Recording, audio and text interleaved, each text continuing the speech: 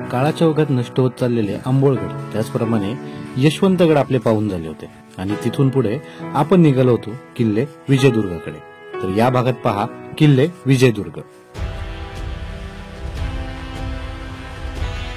हा पहिला, हा दुसरा, तिसरा, 3 मजली बुरुज आहे हा.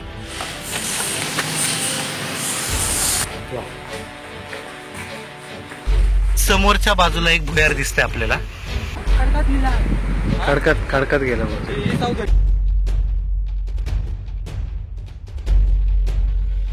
रायगड नंतर जर भाऊक झालो असेल तर विजयदुर्ग किल्ल्यावर, कारण हे माझं स्वप्न होतं. इतका मोठा चुन्याचा गाणं मी अजूनपर्यंत पाहिला नाही. 18 ऑगस्ट 1868 ला एक भारी स्टोरी आहे विजयदुर्ग किल्ल्याची, कारण विजयदुर्ग किल्ल्यावर एक महत्वाचा शोध लागलाय.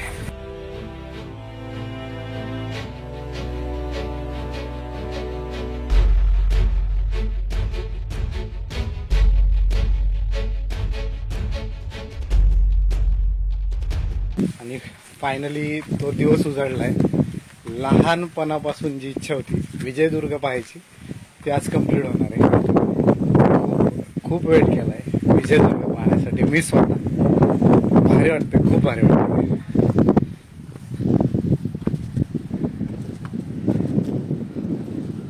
गडावर प्रवेश करताच आपल्याला मारुतीचं एक मंदिर दिसतं. तिथून पुढे लगेचच जिभी रचनेचं एक द्वार आपल्याला किल्ल्याकडे घेऊन जातं. अशाच रचनेचं द्वार आपल्याला किल्ले तुंग येथे सुद्धा पाहायला मिळतं.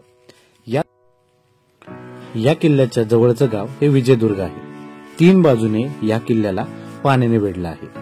त्याचप्रमाणे ह्या किल्ल्याचा एकूण विस्तार 17 एकर इतका आहे.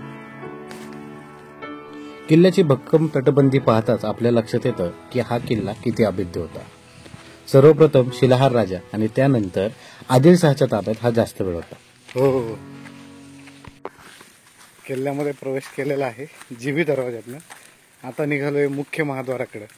बाजूला आपल्याला हे दिसतंय समुद्र. हो, बऱ्याचशा तटबंदी आपल्याला दिसतात अशा. या बाजूने जमीन आहे म्हणून अशी दुहेरी तिहेरी तटबंदी आहे. त्या बाजूने वेगळ्या पद्धतीची तटबंदी आहे. चला जाऊ नंतर.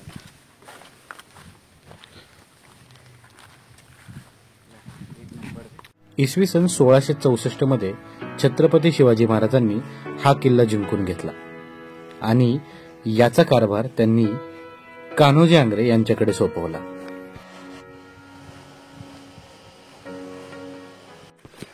गडाच्या आता मुख्य प्रवेशद्वाराजवळ आपण पोहोचलोय. गोमुखी बांधणीचंच प्रवेशद्वार वाटतं आपल्याला हे.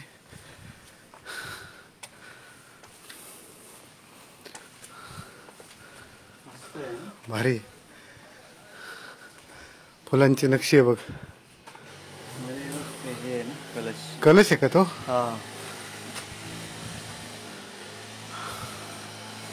असेल.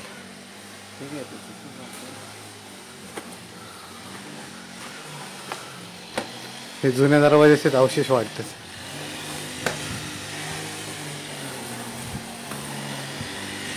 वरती लाकडी मचल आहे रे, नंतर बांधलेलं वाटतं आहे ना. आणि ही पहारेकरांच्या देवड्या खूप मोठ्या आहेत.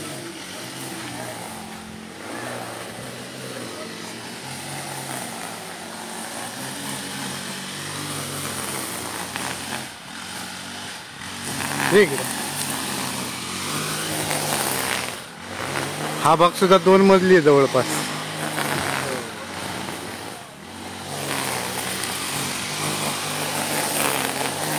हे पाण्याचं आउटलेट आहे जे बाहेर निघतं पाण्याने.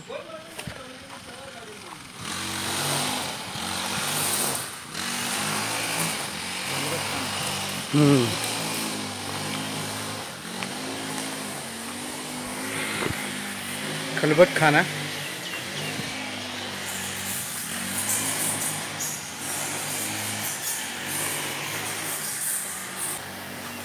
भयंकर वास येतोय. आणि पूर्वी याचा वापर गुप्त खलबत करण्यासाठी व्हायचा. आता मात्र वटवागळ आहे तिथे, खूप वटवागळ आहे. भयंकर वास येतोय. आवाज पण येते बघा वटवागळाचा.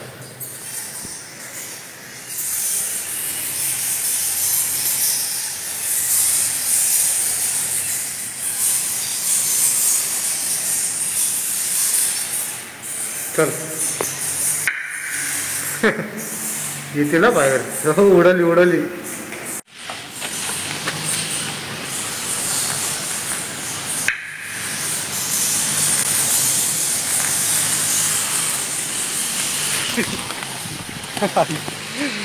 मागे लागलं होतं त्यातले. ह्या बाजूला काय बघू आपण. नाहीये.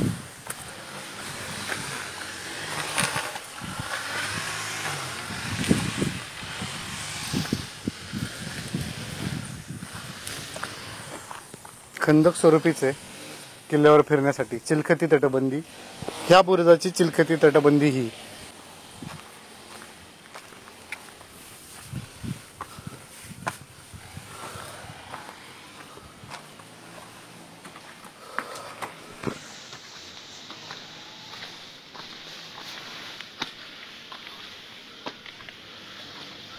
वा.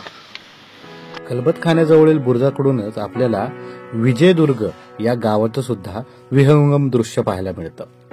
याच्या एका बाजूला जमीन आहे आणि 3 बाजूला मात्र समुद्र आहे.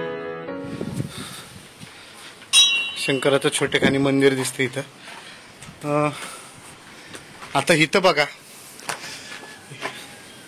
आपल्याला बुरुजाची उंची जरा जास्त वाटतीये. तुम्ही जर बुरुज बघितला तर तो जास्त उंचीचा आहे. जास्त उंची म्हणजे तुम्ही जास्तीत जास्त लांबचा प्रदेश बघू शकता. आणि हीच दूरदृष्टी छत्रपती शिवाजी महाराजांनी ठेवली आणि त्यांनी ह्याचं पुन्हा बांधकाम करून घेतलं होतं. आपण जसे मजले वाढवतो तशा पद्धतीने इथल्या काही बुरुजांना त्यांनी दुहेरी तिहेरी टप्प्यामध्ये बांधलं. म्हणजे डबल ट्रिपल मजले त्यांचे बांधले होते. जसं आपण कुठला किल्ला बघितला, जयगड ना रे, जयगडला तशा पद्धतीचं बांधकाम होतं. तशाच पद्धतीचं बांधकाम आपल्याला विजयदुर्गला सुद्धा दिसून येतं. पुढं आपण गेल्यानंतर आपल्याला दिसेलच ते. चला, इथनं हे विजयदुर्ग जे गाव आहे त्याचं हे दृश्य दिसतंय आपल्याला. आणि ही आहे खारेपाटण खाडी, वाघोटण खारेपाटण खाडी. ह्या खाडीवर लक्ष ठेवण्यासाठी महत्वाचा किल्ला म्हणजे विजयदुर्ग. चल, समोर हे आहे प्रवेशद्वार जिथून आपण आत आलोय. हा आहे खलबतखाना, हा आहे बुरुज. आणि आता इथून आपण पुढे चाललोय या बाजूला. किल्ला पूर्ण साईडने फिरून घेऊयात आपण.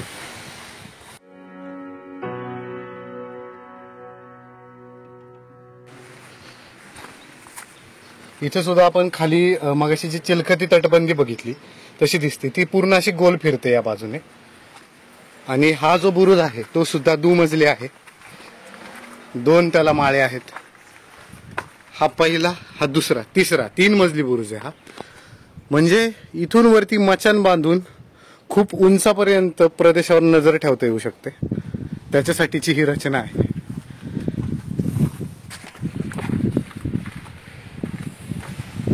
ह्या मोठ्या मोठ्या तोफांसाठीच्या खिडक्या आहेत मोठ्या. याच्यावर तोफा लावल्यास लांबपर्यंत तोफांचा मारा करता येऊ शकतो.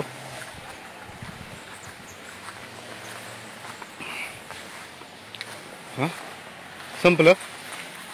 इथून वर नाही जात आहेत का? या बुरुजावर नाही जात आहेत. हा आहे नर बुरुज. कदाचित याला पलीकडनं वाट वगैरे असू शकते. इथून तर वाट नाहीये, आपल्याला पुन्हा माघारी फिरावं लागणार आहे.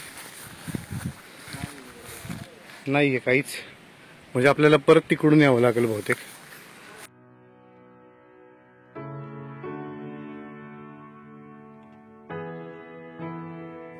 प्रवेशद्वाराला लागूनच मागच्या बाजूला दारुगोळ्याचं कोठार आहे.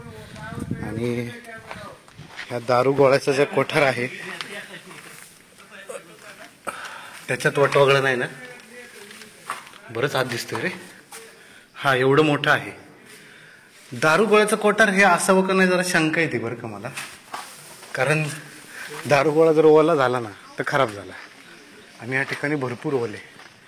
कदाचित पूर्वी याच्यावर आच्छादन असावं त्या पद्धतीचं, म्हणून ह्याला दारुगोळा कोठार म्हणायला हरकत नाहीये. सदर म्हणजे त्या काळातलं कार्यालय, ऑफिस म्हणतो आपण तसंच.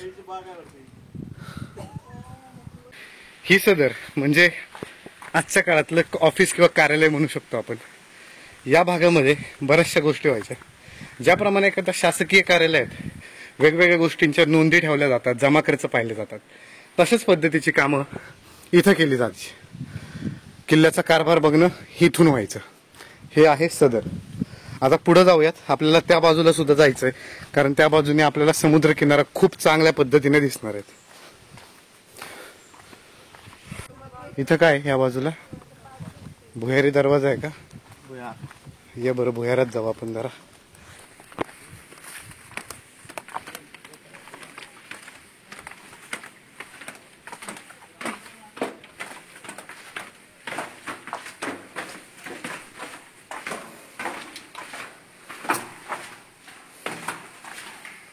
वा,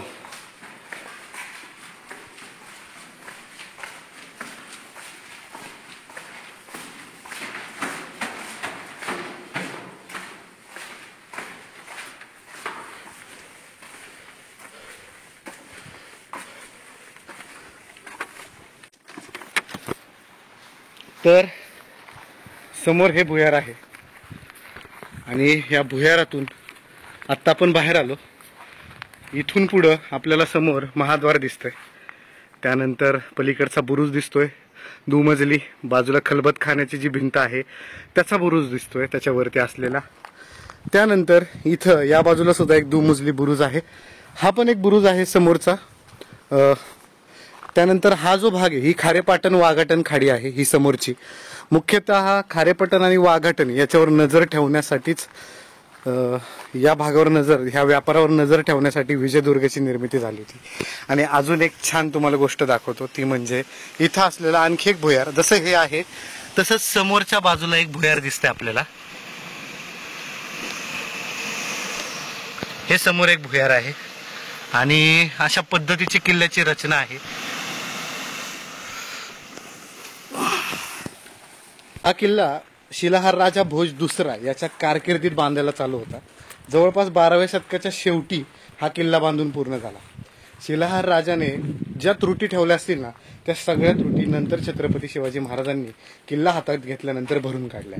त्यांनी वेगवेगळ्या प्रकारची बांधकामं केली, भुयारी मार्ग काढले. त्यानंतर त्यांनी ह्यांची रचना सुद्धा वेगळ्या पद्धतीची केली.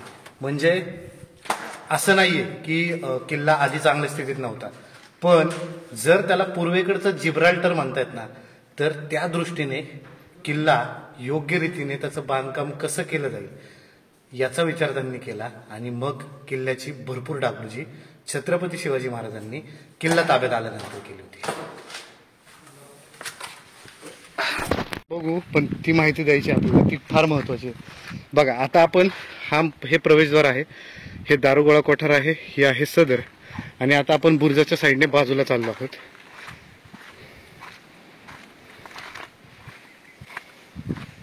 कारण इकडून आपल्याला जो नजारा बघायला मिळणार आहे तो अद्वितीय असणार आहे, वेगळा असणार आहे.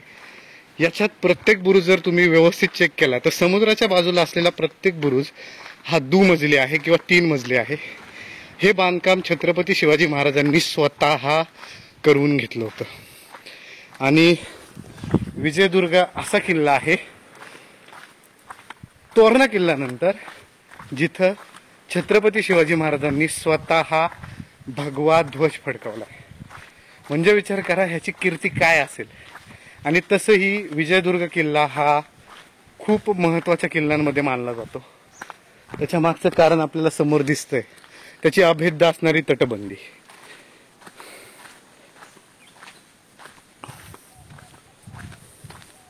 तो ते समोर एक भुयार आहे, इथं एक भुयार आहे ना खाली, इथनं आहे ना, इथनं खाली आहे ना, बघ बरं इथनं ये ये ये ये.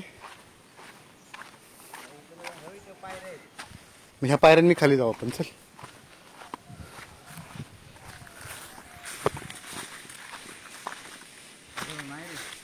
नाही आहे एवढी हाईट आहे. हे बघ इथून आहे की उडी मारता येईल का खाली? हा मारेल. चल, अवघड वाटते उलट धरून. नाही नाही, अशीच मारावी लागणार.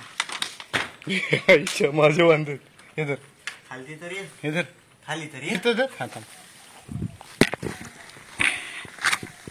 या. चालू आहे.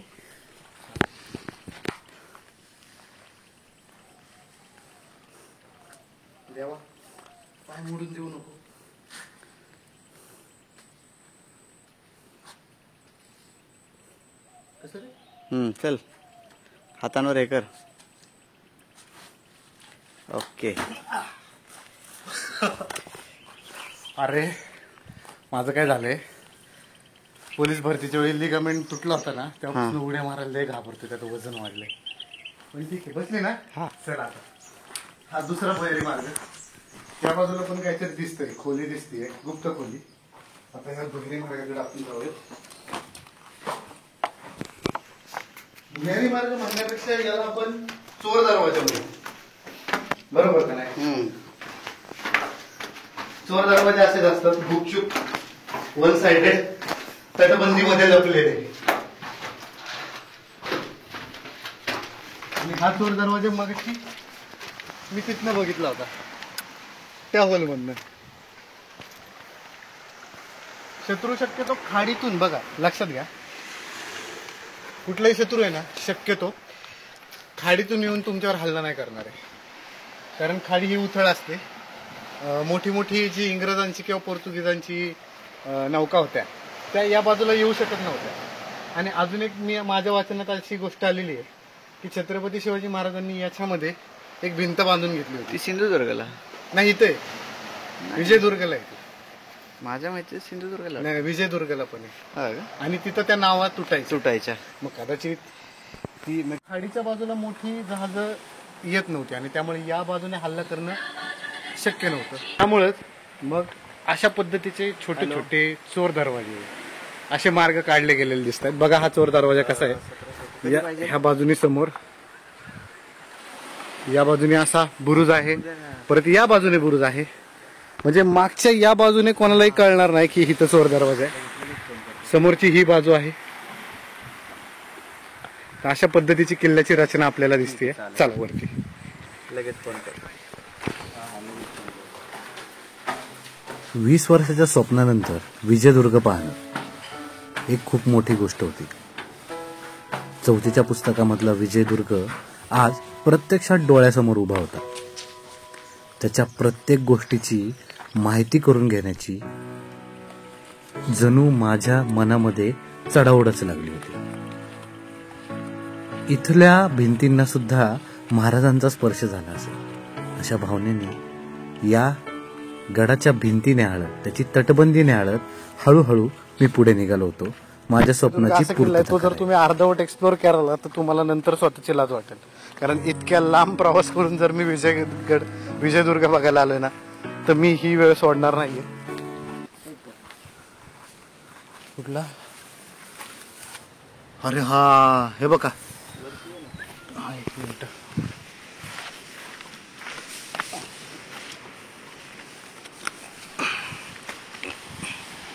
असाच अजून एक मार्ग आपल्याला दिसतो इथं, म्हणजे त्या मधल्या भागातनं त्याला वाट असावी. हो का, इथं समोर आहे.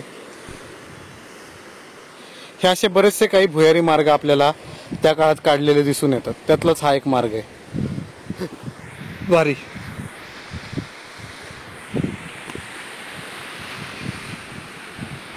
चला, लोक तिकडे बघ मासे पकडतात. चला चला, एवढं वरतून, चला चला चला चला.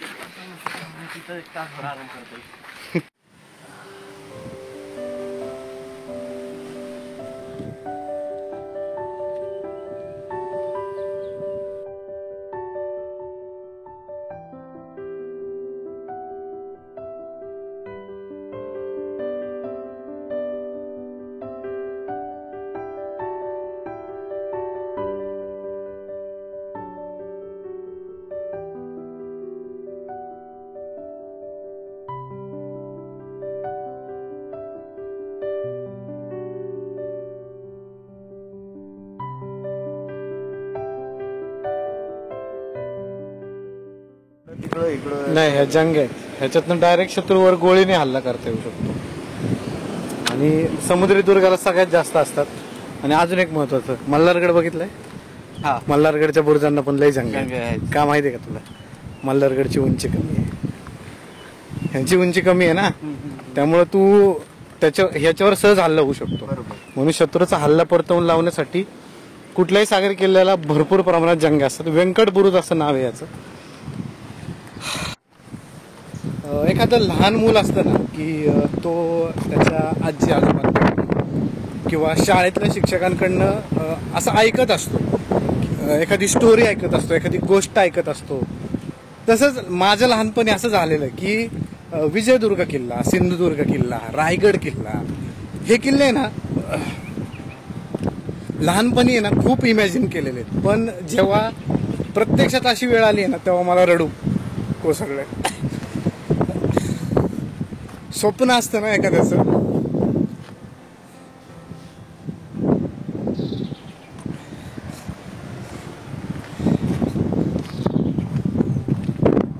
कारण लहानपणी ह्या गोष्टी तुम्हाला नाही मिळत, म्हणजे मला तरी नाही मिळाल्या.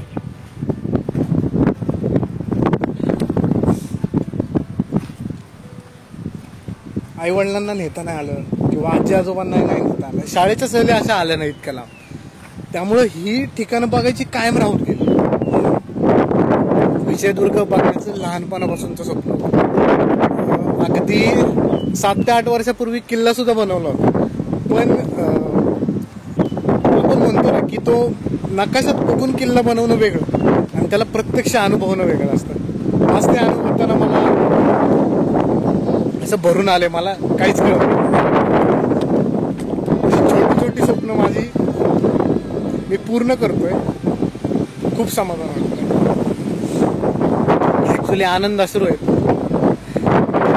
ते आले आपसुक आले, कारण खूप वर्षाचं माझं स्वप्न होतं. अगदी लहानपणापासून जसं मी शिकतोय तेव्हापासून 4थीच्या पुस्तकामध्ये विजयदुर्गाचं चित्र मी कायम बघायचो आणि ते स्वप्न माझं आज पूर्ण झालंय. रायगड नंतर जर भावूक झालो असेल तर विजयदुर्ग किल्ल्यावर, कारण हे माझं स्वप्न होतं की मला विजयदुर्ग किल्ला बघायचा आहे, मला तो अनुभवायचा आहे. विजयदुर्ग छत्रपती शिवाजी महाराजांनी कशा पद्धतीने बांधून घेतला होता ना, मला जवळून बघायचं होतं. आणि आज मी ते कम्प्लीट करतोय ना, मला फार भारी वाटतं. खूप खूप समाधान वाटतंय मला की मी ह्या गोष्टी करतोय, मी फिरतोय, मी माझ्या आयुष्यात मला ज्या गोष्टी करायच्यात ना त्यांच्या मागे लागलेलो आहे. खूप भारी वाटतं, खूप मनाला समाधान वाटतं. समोर आपल्याला हा प्राणी पडलेला दिसतोय, ही समुद्री वाम आहे, ह्याला ईल सुद्धा म्हणतात. तर कोणाच्या तरी गळाला कदाचित लागले असणार आहे, तर त्यामुळे ती बहुतेक विषारी असते, कारण तिच्यावर तसे टिपके असल्यामुळं त्यामुळे ती कुणी घेतली नाही, ती इथंच टाकून दिलेली आहे. बाजूला चाललेलो आहे, वरती काही आपल्याला खोल्या बांधलेल्या दिसतात, ह्या ऑब्व्हियसली नंतर बांधलेल्या असणार आहेत. तर आपण आता इथनं पुढे चाललेलो आहे. इथं शिंदे बुरुज म्हणून बुरुज आहे, कदाचित कुठल्या तरी सरदाराच्या नावाप्रित्यर्थ त्याला अशी नावं देण्यात आलेली आहे. प्रत्येक बुरुजाला एक वेगळं नाव आहे इथल्या किल्ल्याला. जर तुम्ही पूर्ण फिरला तर तुमच्या लक्षात येईल.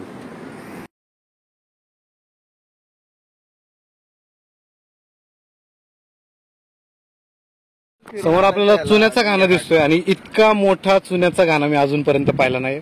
भरपूर किल्ल्यांवर बघितलाय, वसंतगडवरचा तुम्ही बघितला असेल, तिकोनावरचा बघितला असेल, असंख्य चुन्याचे घाणे आम्ही बघितलेत, पण इतका मोठा घेरा असलेला चुन्याचा घाणा मात्र पहिलाच. खूप मोठा आहे हा. पुढे काही पाण्याची टाकी आपल्याला दिसत आहेत. नाही ऍक्च्युली ती पाण्याची टाकी नाहीये, तुम्हाला सांगतो. इथं जो चुना मळला जायचा, दळला जायचा ना, तो मिक्स केल्यानंतर तिथं ठेवला जायचा. अशा पद्धतीची ती रचना आहे बहुतेक. पुढं पाण्याचं टाक आहे मात्र, ते पुढं समोर पाण्याचं टाकं दिसतं आपल्याला. आणि किल्ला जर व्यवस्थित बघितला तर लक्षात येतं की हा एक वेगळा पूर्ण तट आहे.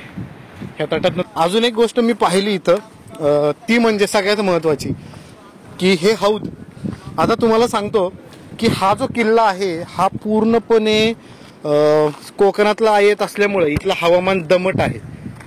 तर त्यामुळं कदाचित इथं राखणदारीस असलेल्या सैन्यासाठी पाण्याची कंटिन्युअस सुविधा व्हावी ना, म्हणून अशा प्रकारचे हौद प्रत्येक बुरुजाच्या इथं ठेवलेले दिसतात आपल्याला.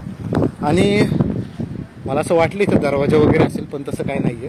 देवळ्या मात्र आहेत तिथं. इथं हे पाण्याचं आपल्याला टाकं दिसतंय. पुढे सुद्धा एक छोटं पाण्याचं टाकं आपल्याला दिसून येतंय. लक्षात घ्या की जरी खाली समुद्र असला तरी ह्या गडावर पाण्याच्या टाकी आहेत, जी पिण्यायोग्य आहेत, जेणेकरून वर्षभर इथल्या सैन्यांना पाण्याचा पुरवठा व्हावा अशा पद्धतीची रचना त्या काळातच करण्यात आली होती. आता थोडीशी भेग पडल्यासारखी आपल्याला दिसतीये, तर ही खूप खंत असणारी गोष्ट आहे. असं काय होऊ नये, किल्ल्याची पडझड होऊ नये एवढीच मात्र इच्छा आहे, कारण फार भारी किल्ला आहे हा. पूर्वेकडचं जिब्राल्टर खूप भारी किल्ला आहे.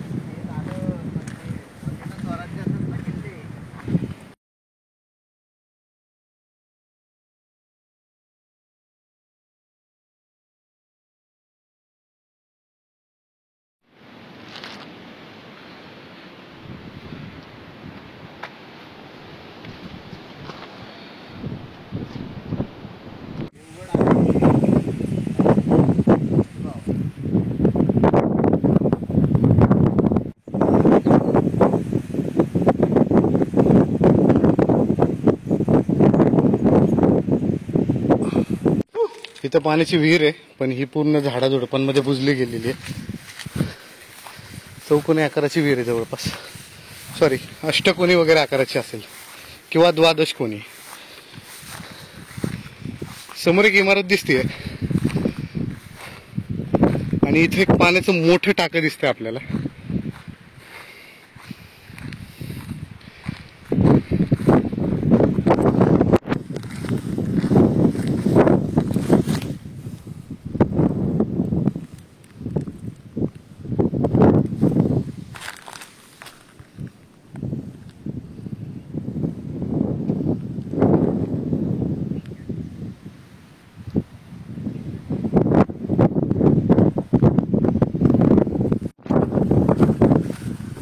पाण्याची टाकी किल्ल्यावर भरपूर प्रमाणात आहे. हे सुद्धा एक पाण्याची टाकी आहे, जे सुकलेले असतात. आणि इथं मात्र एक मोठं पाण्याचं टाक आपल्याला दिसतं.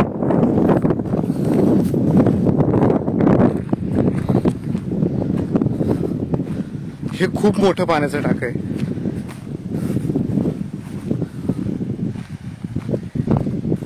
त्याची साईज बघितल्यानंतर आपल्या लक्षात येतं. आता मात्र याच्यात काही हे उपलब्ध नाहीये पाणी, पण पूर्वी असावं. अशा उतरायला खाली पायऱ्या आहेत, या बाजूला समोर. आणि हे चौकोनी जे ठोके ठेवलेले असतात ते जर पाण्याची पातळी जास्त असेल तर कोणी बुडल्यानंतर त्याला आधार म्हणून ते ठेवले जातात बाजूला. तर असं भव्य दिव्य पाण्याचं टाकं. इथे एक इमारत आहे, ती बघूयात आता. गडाचा जर आपण विस्तार आणि घेरा म्हटलं तर सगळ्या सागरी किल्ल्यांच्या तुलनेत मोठा घेरा आहे गडाचा. म्हणजे आतापर्यंत मी बघितलेल्या, म्हणजे शनिवारपासून बघत आलेल्या सगळ्या किल्ल्यांमध्ये जर सगळ्यात मोठा किल्ला जर मी म्हटलं आणि सगळ्यात देखणा आणि भारी किल्ला म्हटलं तर आता जयगडचं नाव मी मागे घेतोय. आता मी नाव देतोय विजयदुर्गाचं.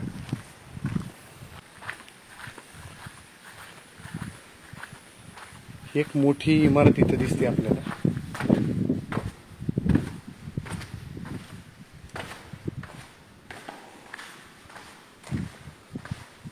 ही सुद्धा कदाचित त्या काळातलीच इमारत असावी. आणि तिला सुद्धा एक मजला आहे वरती अजून. इथं समोर एक तोफ दिसते आपल्याला. या तोफेला एक नावही आहे, जखनीची तोफ असं म्हटलं जातं हिला. जखनी ऍक्च्युली देवी सुद्धा आहे, जखनी माता म्हणतात तिला. तर हिला जखनीची तोफ का म्हणलं जात असं याच्याबद्दल मला नाही माहिती. मात्र तोफ खूप जुनी आहे. याच्यावर काही आहे का बघूयात आपण. नाहीये, म्हणजे ही बरीच जुनी तोफ आहे.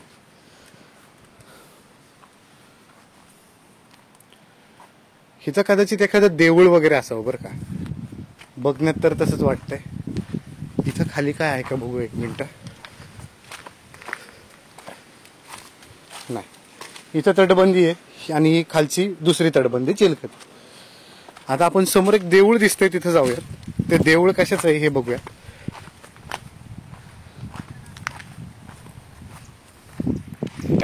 ऑगस्ट 1868 एक भारी स्टोरी आहे विजयदुर्ग किल्ल्याची. कारण विजयदुर्ग किल्ल्यावर एक महत्वाचा शोध लागलाय, त्याबद्दल मी आता बोलणार आहे.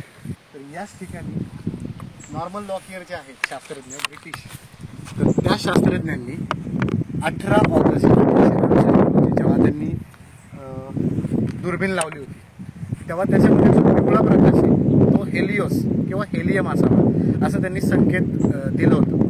आणि 25 वर्षानंतर नामक शास्त्रज्ञ आहेत, त्यांनी त्याच्यावर शिक्कामोर्तब केलं तर तो हेलियमच आहे. त्यामुळं विजयदुर्ग किल्ल्याला हेलियमचं पाळणाघर असं म्हटलं जातं. कारण सर्वप्रथम हेलियमचं संकेत या ठिकाणाहून मिळाले.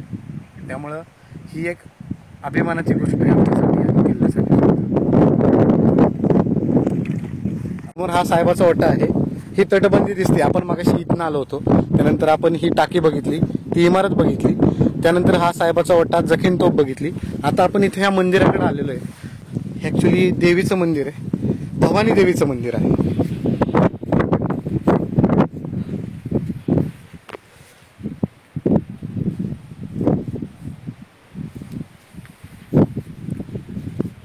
काळ्या पाषाणातली देवीची मूर्ती.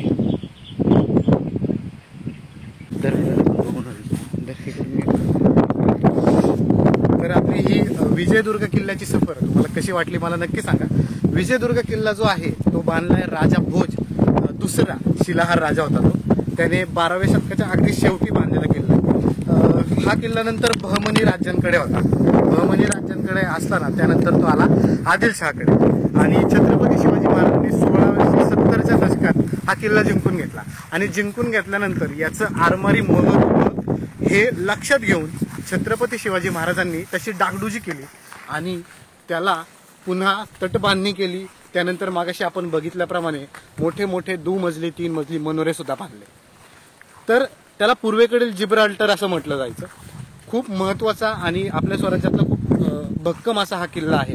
आणि त्याचप्रमाणे आपली जी खारेपाटण आणि वाघठाण हे जी खाडी आहे ती, आणि त्यानंतर आपला जो पश्चिम समुद्र किनारा जो आहे आपला सिंधू सागर, म्हणजेच त्याला आत्ता अरबी समुद्र म्हटलं जातं, याच्यावर नजर ठेवण्यासाठी ह्या किल्ल्याची निर्मिती त्या काळापासून केली जात होती. तर असा आहे आपला विजयदुर्ग किल्ला. माझं लहानपणाचं स्वप्न मी आज पूर्ण करून घेतलेलं आहे. आणि इतर सगळे किल्ले फिरलो असेल, पण रायगड आणि विजयदुर्ग ह्या 2 किल्ल्यांच्या बाबतीतच मी भावूक झालेलो आहे. तर खरंच म्हणजे माझं लहानपणापासूनचं स्वप्न होतं. अगदी 20 ते 22 वर्षापासून मी विजयदुर्ग किल्ला पाहण्याचं स्वप्न बघत होतो आणि आज मी ते कंप्लीट करून घेतलंय. व्हिडिओ कसा वाटला नक्की सांगा. आज आमचा दिवस अजून संपतोय की नाही माहीत नाहीये, पण तरी सुद्धा विजयदुर्गचा व्हिडिओ मी वेगळा टाकेल कदाचित, कारण विजयदुर्ग खूप पाहण्यासारखं आहे. तर कसा वाटलं नक्की सांगा आणि नक्की विजयदुर्ग किल्ल्याला भेट द्या. तुम्हाला वेगळं काहीतरी नक्की बघायला मिळेल. जय शिवराय. आणि अशा रीतीने विजयदुर्गाची सफर करून मी आता निघालो होतो किल्ले देवगडकडे. तर पुढच्या भागात पहा किल्ले देवगडकडे.